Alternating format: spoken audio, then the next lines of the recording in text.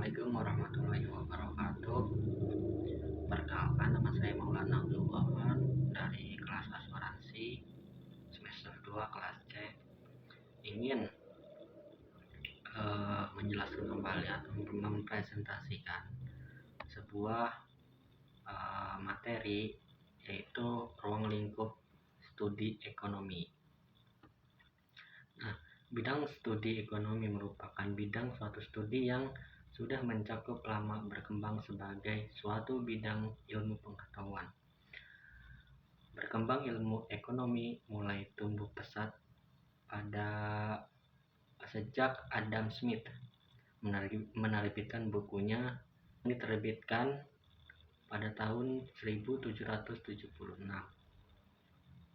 Nah, sebelum era Adam Smith, sebenarnya telah banyak pemikiran-pemikiran yang berkembang mengenai perekonomian yang terjadi di suatu negara.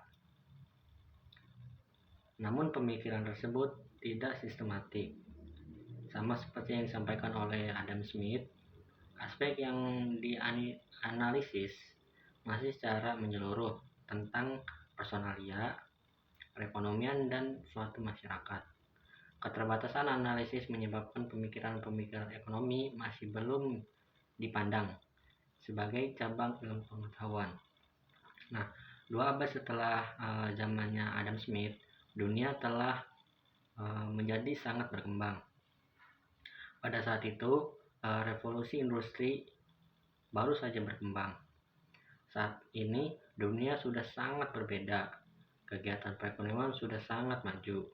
Kegiatan perusahaan sudah kompleks. Kegiatan produksi juga sudah semakin rumit. Corak kegiatan perekonomian antar negara juga sudah berbeda. Pertumbuhan dan modernisasi corak kegiatan perekonomian sangat mengaruhi pula pola pikir ekonomi.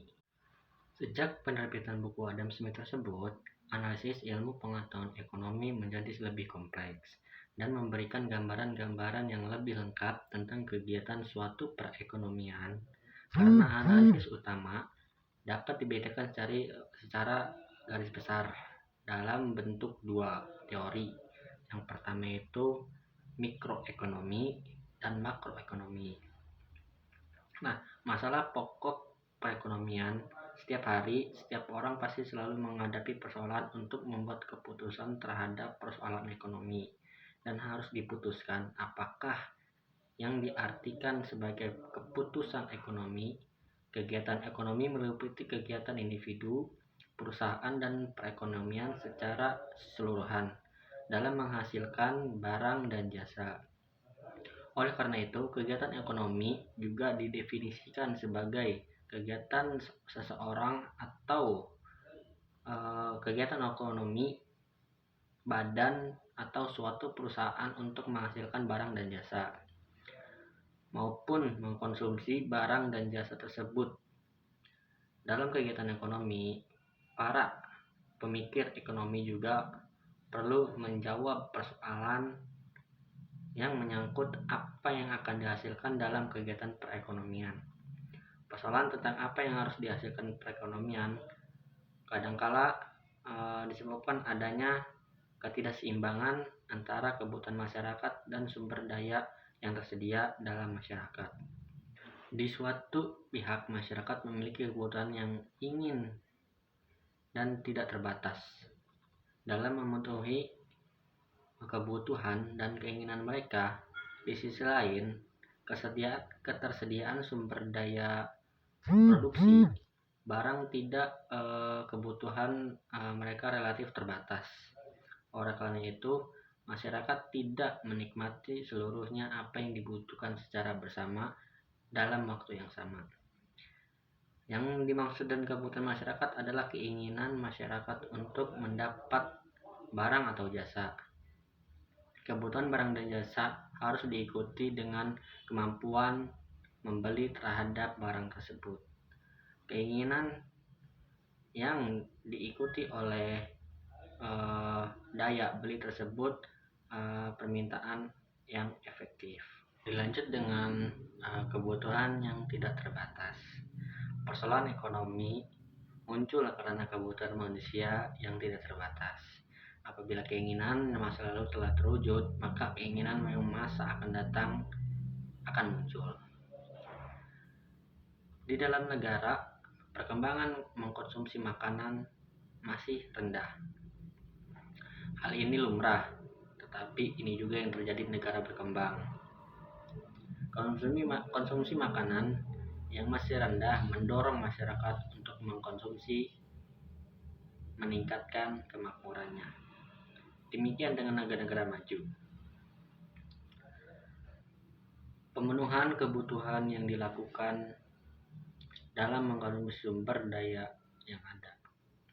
Sumber daya biasa juga disebut faktor-faktor produksi, yaitu benda-benda yang disediakan oleh alam atau diciptakan oleh manusia, yang dapat digunakan untuk memproduksi barang dan jasa.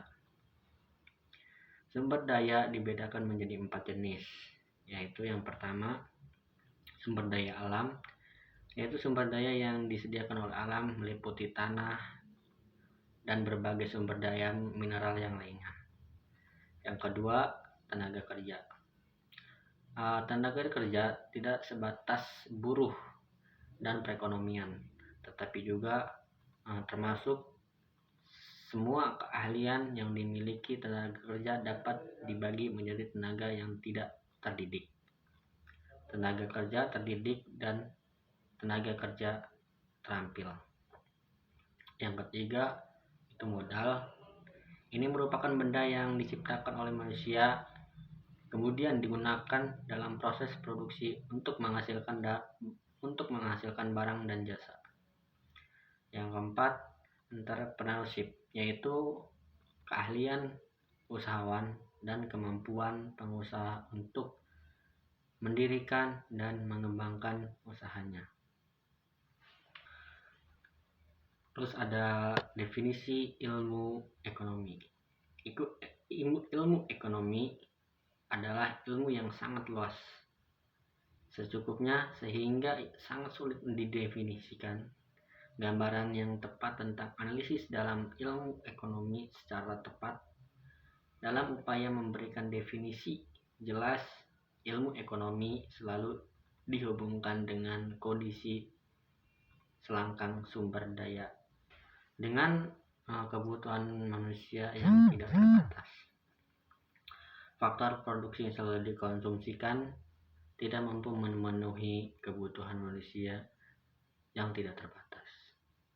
Oleh karena itu, individu dan perusahaan harus selalu membuat pilihan. Banyak ahli ekonomi mendefinisikannya berdasarkan pada kenyataan tersebut. Jenis-jenis ilmu ekonomi itu dibagi menjadi 3. Yang pertama, analisis deskriptif adalah analisis ekonomi yang menggambarkan kondisi yang sebenarnya. Analisis tentang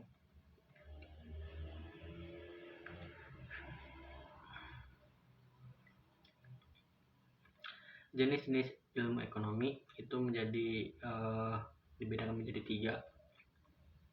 3. Yang pertama, analisis deskriptif adalah analisis ekonomi yang menggambarkan kondisi yang sebenarnya. Analisis tentang petani kopi di Aceh Tengah adalah contoh analisis deskriptif. Teori ekonomi yaitu pandangan-pandangan yang menjelaskan sifat hubungan yang wujudnya dalam kegiatan ekonomi dan ramalan yang akan terjadi jika salah satu kondisi dalam perekonomian mengalami perubahan. Yang ketiga, ekonomi terapan. Ini sering juga disebut teori kebijakan ekonomi, yaitu cabang ilmu ekonomi yang menelaah tentang kebijakan ekonomi. Sifat-sifat atau teori sifat ekonomi. Sifat teori ekonomi. Setiap teori seperti juga teori ekonomi memiliki 4 unsur. Yang pertama itu definisi-definisi yang menjelaskan dengan baik tentang variabel-variabel yang sifat hubungannya diterangkan dalam teori tersebut. Yang kedua, asumsi-asumsi yang memisahkan harus ada dalam penerapan keadaan yang terjadi. Asumsi merupakan upaya menyederhanakan masalah yang sebenarnya untuk memudahkan dalam melakukan analisis. Dan yang ketiga, hipotesis. Hipotesis ini mengenai sifat hubungan di antara variabel yang dibicarakan. Dan yang keempat, beberapa ramalan terhadap keadaan yang akan terjadi yang masa yang akan datang.